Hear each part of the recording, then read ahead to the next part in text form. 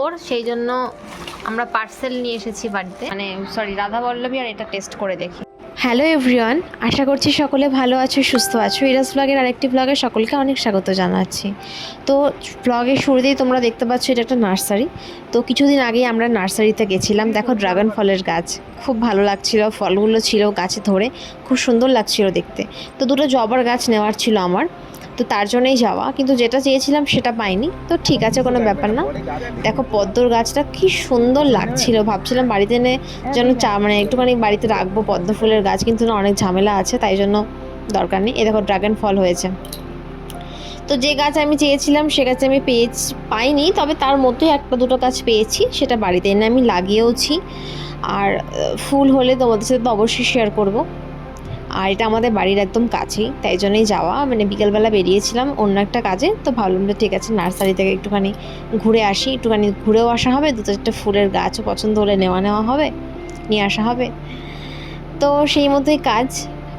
তো আজকের সকাল থেকে আমি ব্লগ সেরকমভাবে করতে পারিনি, তাই জন্য ভাবলাম যে তোমাদের সাথে পুরোনো কিছু ব্লগ যেগুলো আপলোড করা হয়নি সেগুলো দিয়ে স্টার্টিংটা করি।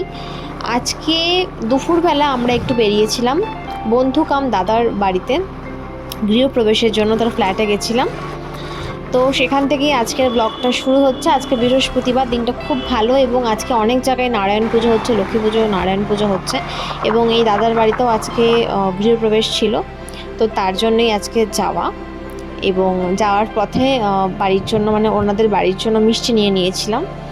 দুটো মিষ্টি নতুন দেখলাম, তো সেটাই নিলাম। আর ফ্ল্যাটের মধ্যে আমরা পৌঁছে গেছি। প্রচণ্ড বৃষ্টি পড়ছিল, বৃষ্টি উপেক্ষা করেই যাওয়া। কি সুন্দর লাগছে না ঠাকুরের সিংহাসনটা, আমার তো খুব ভালো লেগেছে, এত সুন্দর করে সাজানো হয়েছে। আমরা তো ওখানে গিয়ে খেতে পারিনি না, একটু কাজ ছিল ওর, সেই জন্য আমরা পার্সেল নিয়ে এসেছি বাড়িতে। তো তোমাদেরকে চলো দেখাই কি আছে।